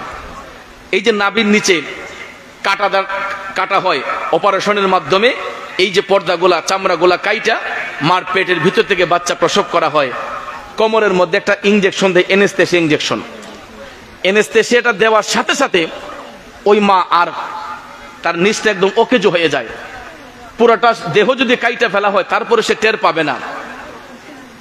এনেস্থেসিয়া দেওয়ার সাথে সাথে বডিটা যখন একদম নিস্তেজ হয়ে যায়, এরপরে মার নাভির নিচ থেকে কাইটা বাচ্চাটাকে প্রসব করা হয়। এরপরে দেখবেন এটাকে এই সার্জারি করে আপনার সুন্দর করে পেস্টিং করা হয়, করার পরে ওই চামড়াটা সেলাই করে দেওয়া হয়। কিন্তু প্রথম দিন বুঝতে পারে না, যখন আস্তে আস্তে 24 ঘন্টা পার হইয়া যায়, আস্তে আস্তে যখন তার সেন্স যখন চলে আসে, তখন ওই ভদ্র মহিলা বুঝতে পারে ব্যথা কত প্রকার ও কি কি। ঠিক না ঠিক? আর এই যে এনেস্থেসিয়াটা দেয়, এটাতে কিন্তু আমার মা বোনদের দেহের অর্ধেক শক্তি কমায় ফেলে, অল্প বয়সে তাদেরকে একদম অকেজু বানায় ফেলে। এনেস্থেসিয়াটা দিলে পরে 6 মাস পর্যন্ত, একজন ডাক্তার সাহেব আমাকে বলেছেন, 6 মাস পর্যন্ত ওই মায়ের কোমরের মধ্যে একটা ব্যথা থাকে। এই কোমরের জায়গার কোনো অস্তিত্ব থাকে না, মানে এখানে কি আছে এটা বলতেই পারে না। এটা এমন পাওয়ারফুল একটা ইনজেকশন এনেস্থেসিয়া কোমরের মধ্যে যেটা দেওয়া হয়, এটা 6 মাস পর্যন্ত যেই জায়গাটা দেওয়া হয় এই জায়গাটা একদম নিস্তেজ বানিয়ে রাখে, বলতেই পারে না। আস্তে আস্তে পরবর্তীতে বুঝতে পারে, যখন একটা ভাতের ডেক্সি আলগাতে কষ্ট হয়, বড় একটা ভারী বোঝা জিনিস আলগাইতে কষ্ট হয়, জিলকি মারে, ব্যথা মারে, টান মারে, রোগে টান মারে, তখন বুঝতে পারে যে কষ্ট কত প্রকার ও কি কি। কথা কোন ঠিক না ঠিক? তো সাময়িকভাবে এটা বোঝা যায় না যে ব্যথাটা ইনজেকশন দিয়ে অচেতন করে ফেলে, কিন্তু ভাইয়ার আমার, বন্ধুরা আমার, এই ইনজেকশনের পাওয়ার যখন চলে যায় তারপরে কিন্তু ব্যথা আবার বেড়ে যায়। কথা কোন ঠিক না ঠিক? আর আল্লাহর নবীর সাহাবাগণ, নেককার সালেহীন বান্দাগণ, তারা কোনো ইনজেকশন ব্যবহার করতেন না। তাদের এই মেডিসিন ছিল নামাজ, তাদের উত্তম মেডিসিন ছিল নামাজ। কারণ তারা নামাজের মধ্যে যখন দাঁড়িয়ে যেতেন তখন দুনিয়ার কোনো চিন্তা ভাবনা খেয়াল তাদের ব্রেইনের মধ্যে এটা কেস করতো না। তারা মৌলার প্রেমে এমনভাবে নিজেকে বিলিয়ে দিতেন, দুনিয়া কিয়ামত হয়ে গেল তাদের কোনো খেয়াল চিন্তা ভাবনা থাকতো না। এরকম ভাবে আল্লাহর নবীর সাহাবাগণ তারা মৌলা পাকের নৈকট্য হাসিল করেছেন। সুবহানাল্লাহ কি বলবেন না? হযরতে মৌলা আলী রাদিয়াল্লাহু তাআলা আনহু, হযরতে মৌলা আলী রাদিয়াল্লাহু তাআলা আনহু তিনি যখন নামাজের মধ্যে দাঁড়িয়ে আমার মৌলার প্রেমে বিভোর হয়ে গেলেন, মৌলার প্রেমে যখন ফানা হয়ে গেলেন, এমন সময় দেখা যায় নামাজে দাঁড়ানোর সময় ওনার পাও থেকে যখন তীরটা টান দিয়া খোলা হইল, হযরতে আলী উফ শব্দটা পর্যন্ত ব্যবহার করেন নাই। চিৎকার মেরে কন্যা আল্লাহু আকবার। এই জন্য কবি বলেছেন, নামাজ পড়ো রে গহীনে ডুবিয়া নামাজ পড়ো, ও ভাই পঞ্চয়াত্মা মুক্তা দিয়া জ্ঞানী মান সাজাইও রে গহীনে ডুবিয়া নামাজ পড়ো, নামাজ পড়ো রে গহীনে ডুবিয়া নামাজ পড়ো। কথা বলেন ঠিক না বেঠে? ভাইয়েরা আমার, বন্ধুরা আমার, নামাজ শুধু লোক দেখানো নামাজ পড়লে হবে না, নামাজের মতো নামাজ পড়তে হবে, যেই নামাজের মধ্যে কোনো রিয়া থাকবে না, ফখরিয়ত থাকবে না, হিংসা থাকবে না, বিদ্বেষ থাকবে না। এই এরকম ভাবে দেহ রিয়া মুক্ত হয়ে আল্লাহকে খুশি করার জন্য আমরা নামাজ পড়তে হবে। কথা বলেন ঠিক না বেঠিক? আর এটা রমজান মাস, এটা বুঝে রাখবেন, রমজান মাস পাইয়া যদি কেউ তার জীবনের গুনাহ ক্ষমা করাইতে না পারে, রাসূল বলেন তার মতো পুরা কপাইল্লা এই পৃথিবীতে আর কেউ হতে পারে না। এই জন্য যুবক ভাইয়ের আমার, বন্ধুরা আমার, কালীপুরের ভাইদেরকে আমি বলে যাচ্ছি, আমরা যা কিছু করি না কেন নামাজটা কখনো ছাড়বেন না। নামাজটা পড়বেন, দেখবেন আস্তে আস্তে একদিন, 2 দিন, 3 দিন যখন আপনি অভ্যাস করবেন, 4 দিনের বেলায় দেখবেন নামাজটা আপনার অভ্যাসে পরিণত হয়ে যাবে। যে কোনো কাজ আপনি 1 দিন, 2 দিন, 3 দিন করবেন, 4 দিনের বেলা দেখবেন এটা অভ্যাসে পরিণত হয়ে যাবে। এই জন্য আমি আপনাদেরকে বিনয়ের সহিত বলে যাব, আমরা যত কিছু করি না কেন নামাজটা কখনো কাজা করবেন না। এই যে আল্লাহর ঘর মসজিদ জায়গায় জায়গায় নির্মাণ করা হয়, অনেক জায়গার মধ্যে গেলে দেখা যায় মুসল্লি একদম কম, অনেকগুলা কাতার শূন্য পড়ে থাকে, কিন্তু মুসলমানের ছেলেরা রাস্তা দিয়ে হাঁটতেছে, দোকানপাটে বৈশা চা নাস্তা করতেছে, আড্ডা মারতেছে। ভাইরে, মানুষের লাইফের কোনো নিশ্চয়তা নাই। সুস্থ মানুষ যে কোনো সময় হার্ট অ্যাটাক করে চলে যেতে পারে। আমি এই ভৈরবের জমিনেও অনেক চোখে দেখা মানুষ এত অল্প বয়সে দুনিয়া ছেড়ে চলে গেছে, ভাবতে অবাক লাগে, কল্পনা করা যায় না যে এই লোকটা এত তাড়াতাড়ি দুনিয়া ছেড়ে চলে যাবে। কিন্তু এটাই নিয়তির খেলা। ডাক যখন চলে আসবে তখন পৃথিবীর কেউ আটকাতে পারবে না। অনেক বাবারা মনে করে যে আমার ছেলে আমার জানাজা পড়ব, আমার ছেলে আমারে কাফন দাফন করব, কিন্তু বাবার এই ধারণাটা একেবারে ভুল। কারণ সন্তানের কাঁধেই শুধু পিতার লাশ বহন করা হয় না, পৃথিবীতে এমন কিছু মুহূর্ত আসে অনেক সময় পিতার কাঁধেও সন্তানের লাশ বহন করতে হয়। ঠিক কিনা বলেন? অনেক সময় পিতার কাঁধেও সন্তানের লাশ বহন করতে হয়। আপনারা হয়তো কিছুদিন আগে দেখেছিলেন, আমাদের ব্রাহ্মণবাড়িয়া সরাইল উপজেলার একই পরিবারের 5 জন সিলেট, এই রাজধানী ঢাকায় বেইলি রোডে রেস্টুরেন্টের মধ্যে তারা খাবার খেতে গিয়েছিলেন, কিন্তু এরা কখনো জানতো না এরা ইটালি সিটিজেনশিপ পেয়েছিল। বাবা দেশে আসছিল ফ্যামিলি নিয়ে যাওয়ার জন্য, সন্তানগুলো আবদার করেছিল সেই হোটেলে, রেস্তোরাঁতে, তারা বেইলি রোডের রেস্তোরাঁতে তারা খানা পিনা খাইবে, খাবার দাবার খাইবে, কিন্তু ওই খাবার তাদের জীবনের শেষ খাবার হয়ে যাবে এটা তারা নিজেরও কল্পনা করতে পারছিল না। কিন্তু দেখেন নিয়তির খেলা, একই পরিবারের 5 জন সদস্যই ডেড বডি হয়ে দুনিয়া ছেড়ে চলে গেছে, একদম পরিবারটা নিঃস্ব হয়ে গেছে। কথা কোন ঠিক না ঠিক? ভাইয়ার আমার, বন্ধুরা আমার, এই লোভ লালসা আমাদেরকে একদম ধ্বংস করে ফেলেছে। আমি যেটা শুনতে পাইলাম যে তারা একই পরিবারের 5 জন দুনিয়া থেকে মারা গেল, দুনিয়াটা কেমন নিষ্ঠুর দেখেন। সাথে সাথে দেখা যায় যেই মায়ের সন্তান মারা গেছে ওই মা সন্তানকে একদিকে দাফন করে আগে গিয়া ঢাকার বাড়িটা দখল করছে, আরেক সন্তান ইটালি থেকে চলে আসছে, ওনার ভাই চলে আইসা এরা সম্পদ নিয়ে ভাগাভাগি শুরু করছে। ওইখানের যে ব্যবসা ছিল ভদ্রলোকের, ব্যবসাটা নিয়ে দখল করে ফেলছে। তাহলে দেখেন দুনিয়াটা খুব নিষ্ঠুর। দুনিয়া থেকে চলে যাবার সাথে সাথে কেউ কারো আপন হয় না। কবরে যখন আমি যাব, আমার কবরে আমার স্ত্রী যাবে না, স্ত্রীর কবরে স্বামী যাবে না, স্বামীর কবরে স্ত্রী যাবে না, কেউ কারো কবরের সঙ্গী হবে না। ওই কবরে যিনি সঙ্গী হবেন উনি হচ্ছেন শাহে মদিনা। কথা কোন ঠিক না ঠিক? তাহলে কবরে গিয়া যারে আপন হিসেবে পাইব, দুনিয়াতে যারে আপন পাইব, কবরে গিয়া তারা আপন পাইব, উনি হচ্ছেন রাহমাতাল্লিল আলামিন। ওই নবী ছাড়া ইহকালো শান্তি নাই, পরকালো মুক্তি নাই। ভাইয়ার আমার, বন্ধুরা আমার, অতি কষ্টে কথাগুলা বলতেছি। আমরা সুন্নি মুসলমান, আমরা আহলে সুন্নাত ওয়াল জামাতের আকীদায় বিশ্বাসী। ইদানিং আমি যেই জিনিসটা আজ করতে পেরেছি, আমি প্রায় দেখতে পাচ্ছি প্রত্যেকটা মোবাইলে, বিশ্বাস করবেন কিনা, আমার ফেসবুকে ঢুকতে একদম মন চায় না। এখন ফেসবুক আমি চালাই, আমার একটা আইডিয়া আছে, কিন্তু আমার একদম অরুচি হয়ে গেছে ফেসবুকের মধ্যে ঢোকা। কারণ ঢুকলেই দেখা যায় হে হেরে ইঙ্গিত করে কথা বলে, ওনারা ইঙ্গিত করে কথা বলে, এবং বিষয়গুলা দেখেন এগুলা আমাদের জটিল কিছু কিছু বিষয়। ইদানিং যে একটা বিষয় নিয়ে আপনার এই আলোচনার সমালোচনার ঝড় উঠেছে, সুফি এবং আলেমদের পার্থক্য নিয়ে। সুফি এবং আলেমদের পার্থক্য নিয়ে ভাইয়ার আমার, আলেম যারা হয়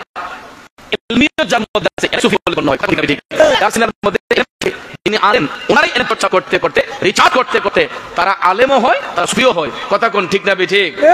আর এলমে লাদুনি, যেটা আল্লাহ রাব্বুল আলামিন বান্দার সিনার মধ্যে দান করে, অনেক সময় দেখা যায় অনেক জেনারেল শিক্ষিত মানুষও তারা যখন রিসার্চ করে, গবেষণা করে, করতে করতে করতে দেখা যায় তারা জ্ঞান চর্চা এমনভাবে তাদের জ্ঞানের পরিধিকে মেধার বিকাশ ঘটিয়েছে, দেখা যায় তারা এমন একটা জগতে পৌঁছে গেছে, সুফি তত্ত্ব নিয়ে গবেষণা করতে করতে আল্লাহ রাব্বুল আলামিন তাদেরকে পর্যন্ত আল্লাহ কুতুব বানিয়ে দিছে, বেলায়েতের মর্যাদা আল্লাহ পাক দান করেছে।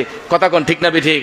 এই জন্য ভাইয়ারা আমার, বন্ধুরা আমার, আমরা এই সমস্ত বিষয় নিয়ে, এগুলা অনেক উচ্চ স্তরের আলোচনা, এগুলা সাধারণ মানুষের মুখে এগুলা শোভা পায় না।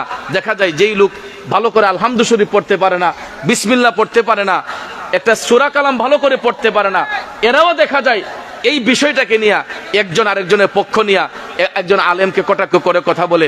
এক ভাই দেখা যায় আরেক ভাই আরেকজন আলেমকে নিয়ে কটাক্ষ শব্দ ব্যবহার করে, কটুবাক্য ব্যবহার করে। এগুলা কোনো সভ্য সমাজে হতে পারে না। কোনো বিষয় নিয়ে যদি মতনৈক্য দেখা দেয়, এটা আলেমদের বিষয়। আমিও আলেমদেরকে বিনয়ের সহিত বলবো, আমাদের আকাবিরদেরকে আমি বিনয়ের সহিত বলবো যে আমরা এই সমস্ত বিষয় নিয়ে আমরা নিজেদের মধ্যে কাদা ছুড়াছুড়ি না করে, আমরা মেসেঞ্জারে হয়তো কমেন্টের বক্সের মাধ্যমে গিয়ে বা টেলিফোনের মাধ্যমে যোগাযোগ করে এগুলাকে ফেসবুকে আলোচনা সমালোচনার ঝড় না উঠাইয়া আমরা একাগ্র চিত্রে আমরা ভাইরা মিলে মিশে বৈশা এগুলাকে সমাধা করে ফেললেই আর কোনো দ্বিধাদ্বন্দ্ব থাকে না। কথা কোন ঠিক না ঠিক? এই সমস্ত বিষয় নিয়ে সাধারণ মানুষের মধ্যে যে একটা কৌতূহলের সৃষ্টি আমরা করে দেই, এটার দ্বারাতে কিন্তু আমাদের সুন্নি জামাতের উপকার হচ্ছে না, বরঞ্চ আমাদের ক্ষতি হচ্ছে। কথা কোন ঠিক না ঠিক? কারণ ভাইয়ারা আমার, বন্ধুরা আমার, আমরা সিলেটটা ভাষায় একটা কথা কয় যে হিলে ফাটায় গোসাগুসি মরিচের কাম শেষ। কথা কোন ঠিক না ঠিক? হিলে ফাটায় গোসাগুসি মরিচের কাম শেষ।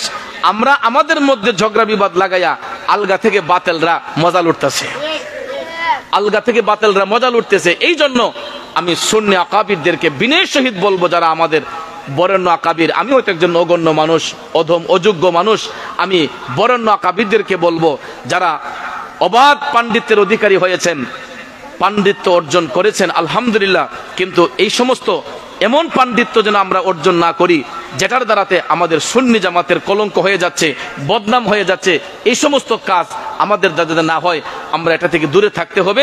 আমি বিনয়ের সহিত বলবো, এই সমস্ত বিষয় নিয়ে, সুফি এবং আলেমের বিষয় নিয়ে যে একটা আলোচনা সমালোচনার ঝড় উঠেছে, এটাকে আপনারা স্টপ করে দিয়ে আপনারা আর কোনো দ্বিধাদ্বন্দ্ব না করে কম্প্রোমাইজের মাধ্যমে, এটা একাগ্রচিত্রে একটা আলাপ আলোচনার মাধ্যমে এটা একটা সমাধার দিকে গেলে সুন্নি জামাত উপকৃত হবে। কথা বলেন ঠিক না ঠিক?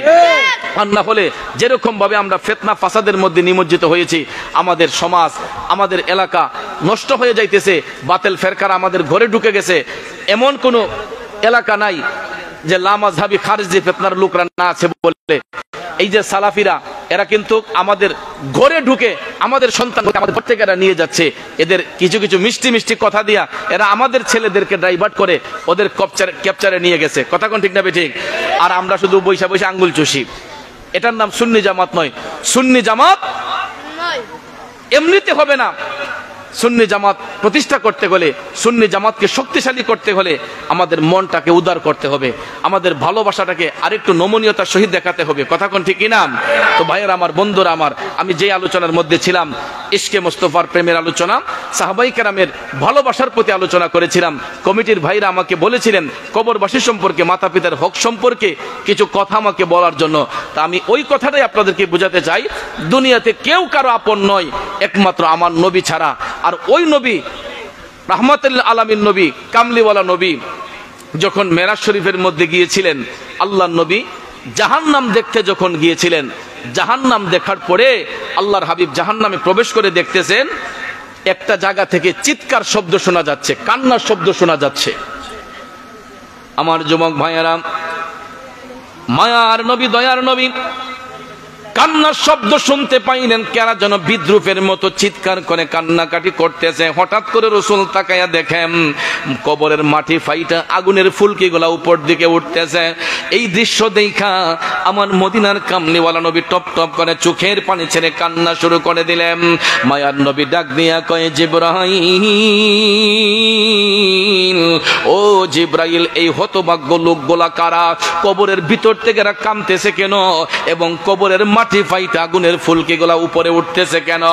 জিবরাইল আলাইহিস সালাম ডাক দিয়া কয়, নবী গো, ইয়া রাসূলুল্লাহ, এরা আপনার উম্মতের মধ্যেই একদল লোক দুনিয়ার জমিনে ওই লোকগুলা তাদের মার মনে কষ্ট দিত, মা বাবার উপর হাত উঠাইতো। আসেনিও? জিবরাইল বলতেছেন, ইয়া রাসূলুল্লাহ, এরা মা বাবার অবাধ্য সন্তান, যারা মা বাবারে গালিগালাজ করতো, মা বাবার উপর টর্চারিং করতো, হাত উঠাইতো। আল্লাহ রাব্বুল আলামিন ওই সন্তানগুলোর উপর নারাজ হইয়া এদেরকে জাহান্নামের আগুনে আল্লাহ জ্বালাইতেছে। হাসরের ময়দান কায়েম হওয়ার আগ পর্যন্ত এদের কবরের মধ্যে আগুন ধাউ ধাউ করে জ্বলবে। ইয়া রাসূলুল্লাহ, এরা শুধু চিৎকার করবে, এদেরকে আল্লাহ একবারে ছাই করবে না। এরা আগুনের তাপে, এরা শুধু কিয়ামত পর্যন্ত, হাসরের ময়দান কায়েম হওয়ার আগ পর্যন্ত এই আগুনের তাপ তাদের গায়ের মধ্যে লাগবে আর এরা কান্না করবে। শাস্তির কারণটা হলো এই সন্তানগুলা মা বাবার মনে কষ্ট দিয়েছে, মা বাবার দিলের মধ্যে আঘাত দিয়েছে। এ যুবক বন্ধুরা আমার, বর্তমানে আমরা দেখতে পাই সোশ্যাল মিডিয়াতে অনেক যুবকগুলা নেশাগ্রস্ত হয়ে ঘরে আইসা মা বাবার মনে আঘাত করে, মা বাবার উপর টর্চারিং করে।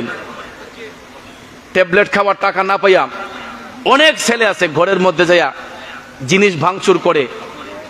আসেনি অমন? জিনিস ভাঙচুর কইরা দেখা যায় টাকা যখন পায় না তখন মেজাজ চড়া থাকে, তখন তার বাবার উপর হাত উঠায়, মায়ের উপর হাত উঠায়। ওই মা বাবাগুলা সহ্য করে, দেখা যায় টাকা পয়সা না থাকলেও অন্য ঘর থেকে টাকা আইনা হইলো ওই ছেলেকে দেয়া দেয়। তারপরে ভাইয়ার আমার, বন্ধুরা আমার, ওই মা বাবার মনের কষ্টটা চোখের পানি ছেড়ে দিয়ে কান্না করে। আপনার চিন্তা, এটা জেনে রাখবেন, এই যে কান্না করতেছে এটা কিন্তু সন্তানের জন্য সবচেয়ে বড় একটা কঠিন অভিশাপ হইতেছে। কথা কোন ঠিক না ঠিক? এই জন্য যুবক ভাইদেরকে আমি বিনয়ের সহিত বলে যাব, কখনো মা বাবার মনে কষ্ট দেওয়া যাবে না। মা বাবার মনে যদি কষ্ট দিয়া আপনি 5 তলা বাড়ি করেন, প্রাসাদ করেন, তারপরে এই সম্পদের মধ্যে বিন্দু মাত্র সুখ পাবেন না। আপনি হিরো ছিলেন, আল্লাহ পাক আপনারা আবার জিরো বানাই দিবে। আর মা বাবার খেদমত যার মধ্যে থাকবে, আপনি জিরো ছিলেন, দেখবেন খোদাই না করুক আল্লাহ রাব্বুল আলামিন যেই কোনো উসিলায় আপনাকে আল্লাহ হিরো বানাই দিবে। আর মা বাবার দোয়া যেই সন্তানের উপর থাকবে, ওই সন্তান কোনো ঘাটে আটকা পড়ে থাকবে না। কথা কোন ঠিক না ঠিক? এই জন্য আমি যুবকদেরকে বলবো, ঘর থেকে বের হবার সময় মার পায়ে সালাম দিয়ে বের হবেন, বাবাকে সম্মান দিয়ে, বাবাকে পায়ে সালাম দিয়ে বের হবেন। আবার ঘরে আইসা মা বাবার পায়ে সালাম দিবেন। দেখবেন মা বাবা যদি সন্তানের উপর সন্তুষ্ট থাকে, তাহলে দেখবেন আপনার ভবিষ্যৎ সুন্দর হবে। আজকে আমি মাগরিবের পরে আমি যখন একটু ফেসবুকে ঢুকছিলাম, ঢুকার পরে একটা দৃশ্য আমি দেখলাম। এটা আফগানিস্তানের একটা দৃশ্য। সেখানে একটা মুসলিম পরিবারে একজন বাবা বাহির থেকে ঘরে আসছে। ঘরে আসার সাথে সাথে তার ছোট্ট ছোট্ট সন্তানগুলা, একটা সন্তান গিয়ে বাবার জুতাগুলা খুলে দিছে, একটা সন্তান আইসা বাবার গালে চুম্বন দিছে, আরেকটা সন্তান গোলা নিয়া বাবার একটা টেবিলে এই চৌকিতে বসাইয়া তারা ওয়াশরুমে নিয়ে বাবার পাওগুলা ধোয়া দিচ্ছে। আচ্ছা বলেন, এটা কি ভালো হইতেছে না খারাপ হইতেছে? এই যে ছোটবেলা থেকে পারিবারিক একটা শিক্ষা যেতে পাইতেছে, মা বাবার প্রতি যত্নশীল হওয়া, ওই যে মা বাবার আত্মার দোয়াটা সন্তানের উপর পড়তেছে, এটা তার ভবিষ্যৎ এত সুন্দর হয়ে যাচ্ছে, ওই সন্তানটা আর কোনো ঘাটে আটকা পড়ে থাকবে না। আর এরকম শিক্ষাটা যদি প্রত্যেকটা পরিবারে থাকে, তাহলে আমাদের সন্তানগুলা নেশাগ্রস্ত হবে না, আমাদের সন্তানগুলা লাঞ্ছিত হবে না। এই জন্য আমি যুবক ভাইদেরকে বলবো, এরকম শিক্ষা যেন আমরাও আমাদের ঘরের মধ্যে সৃষ্টি করি। আপনি হয়তো একদিনে পারবেন না, একদিন, 2 দিন, 3 দিন করতে থাকেন, আপনার বাচ্চাকে এটা শিখাইবেন। আমি কি করি জানেন? আমার কাছ থেকে একটা জিনিস শিখেন। আমি বাসায় গেলে, আমার তো 3টা ছেলে সন্তান আছে, আল্লাহ পাক দান করছে। ওরা যদি আমাকে দেখা আগে দেখে আমার হাতে কোনো মজা আসেনি, কোনো মিঠাই মিষ্টি আছে কিনা, তো আমি বাসাতে যখন যাই, ফল ফ্রুট যা কিছু নেই, হাতে রাইখা আগে এদের মুভমেন্ট আগে বুঝি। যখন দেখি এরা সালাম কালাম করতেছে না, তখন আমি বলছি এগুলো তোমাদেরকে দেওয়া হবে না। কেন বাবা? আমি যে বাবা যে বাহির থেকে আসছি, সালাম করছো, তখন দেখা যায় দইরা আইসা মানে কদম বুসি করতেছে। আবার ঘর থেকে যখন বের হই, সবাইকে আমি আগে আমার আম্মুরে সালাম করি। আম্মুরে সালাম করার পরে বাচ্চাদেরকে আমি আগে থেকেই বাচ্চার মাকে বলে রাখছি, ওদেরকে সালাম শিখাইবা, ঘর থেকে বের হলে যাতে সালাম করে। এখন করতে করতে এমন অবস্থা হয়েছে, আমি যখন বাসায় থেকে বের হই, বাচ্চাগুলা এসে আবার আমারে মানে কদম বুসি করে, বাবা কখন আসবা? আমি বলি বাবা 2 দিন পরে আসতেছি, 1 দিন পরে আসতেছি। আবার যখন বাসায় যাই, আবার দইরা এসে সালাম করে। কেন? দেখতেছে বাচ্চাগুলা যে আমি আমার মারে সালাম করে ঘর থেকে বের হই, আবার ঘরে ঢুইকা মার কদমে সালাম দেই। এই যে এরকম পারিবারিক শিক্ষা, শুধু আমার পরিবারে নয়, প্রত্যেকটা পরিবারে এই শিক্ষাটা যখন আমরা চালু করব, দেখবেন আমাদের সন্তানগুলা আর কখনো এরা আদবের বাহিরে যাবে না, বেয়াদব হবে না, অন্তত মা বাবার সঙ্গে বেয়াদবি করবে না, চোখ রাঙ্গায় কথা বলবে না, মা বাবার প্রতি যত্নশীল হবে। আমার কথা কি বিরক্ত হয়েছেন আপনারা? এই জন্য ভাইয়েরা আমার, রমজান মাসে এতটুকু আপনাদেরকে বলে গেলাম, মা বাবার প্রতি শ্রদ্ধাশীল হবেন। আর এখন কিছু কিছু লামাযহাবি ফিতনার লোকেরা, এরা কদম বুসিরে শিরিক বেদাতের ফতোয়া দেয়। মা বাবারে কদম পায়ে ধরে সালাম করলে, উস্তাদরে কদম বুসি করলে, না না মাথা নুয়ে সালাম করলাম না। আর কিছু কিছু পাতলা পণ্ডিত আছে দেখবেন, এগুলা আলিফের গুরিদ বাবা জানে না, এরা কয় না না না মাথা নুয়ে সালাম করে না, মুখে সালাম দিলি সারে। কইনি তো মুখে সালাম দিলি সারে, ফাউদরে সালাম করলো দিতে পারে না। আরে সভ্য না, তাই মুফতি হয়ে গেছে গা, তাই নিয়ে ফতুয়া দিলাইতেছে, এটা পারে না। কিন্তু কদম বুসি সম্পর্কে আমার কাছে 22টা দলিল আছে। কদম বুসি যে জায়েজ, কদম বুসি যে জায়েজ, 22টা দলিল আমি রেডি রেখেছি। যে কোনো মুহূর্তে এই দলিলগুলা উপস্থাপন করতে পারবো। কারণ কদম বুসি আদবের মধ্যে একটা উত্তম পন্থা হচ্ছে কদম বুসি করা। মা বাবারে, উস্তাদকে, বড় ভাইকে, মুরব্বীদেরকে কদম বুসি করা, এটা আদবের মধ্যে একটা উত্তম আদব হচ্ছে কদম বুসি করা। এই জন্য যুবক ভাইয়েরা আমার, ওই পাতলা পণ্ডিতদের কথা শুই না, আমরা যেন আমাদের ঈমান নষ্ট না করি। বড়দেরকে সম্মান দিবেন, তাদেরকে তাজিম করবেন, কদম বুসি করবেন। আর মুসাফা তো করা হয় বন্ধু বান্ধবের সাথে, উস্তাদের সঙ্গে, মুরব্বীদের সঙ্গে, মা বাবার সাথে মুসাফা কি? মা বাবার স্থান, আমাদের স্থান হচ্ছে মা বাবার কদমে, মুরব্বীদের কদমে। কথা কোন ঠিক না বেঠিক? আমরা তাদেরকে সম্মান করব, পায়ে ধরে কদম বুসি করব। আর আমার সমপর্যায়ে বন্ধু বান্ধব হইলে, দোস্ত কেমন আছেন ভাই, আসসালামু আলাইকুম, কেমন আছেন, হাতটা বাড়িয়ে দেব, মুসাফা করব। এটা বন্ধু বান্ধবের সঙ্গে করে। কিন্তু মুরব্বীদের সঙ্গে মুসাফা কি? মুরব্বীদের সঙ্গে আমরা কদম বুসি করব, আদব দেখাবো। কথা কোন ঠিক কি না? আল্লাহ রাব্বুল আলামিন যেন ওই সমস্ত দিকগুলা আমাদেরকে বুঝে শুনে চলার তৌফিক। আমাদের ইউটিউব চ্যানেলটি সাবস্ক্রাইব করে আমাদের সাথে থেকে পাবেন বিভিন্ন সুন্নি পীর মাশায়েখদের ওয়াজ ও গজল। আমাদের ভিডিওটি ভালো লাগলে লাইক, কমেন্ট এবং ইসলামের ও সুন্নিয়তের প্রচারের স্বার্থে বেশি বেশি শেয়ার করুন। ধন্যবাদ। মোবাইল 01762277888। এছাড়াও আমাদের এখানে ওয়াজ মাহফিল, বিয়ে, গায়ে হলুদ, সেমিনার, যে কোনো অনুষ্ঠানে স্টেজ সাজানো সহ যে কোনো অনুষ্ঠানের ভিডিও কাজ করা হয়।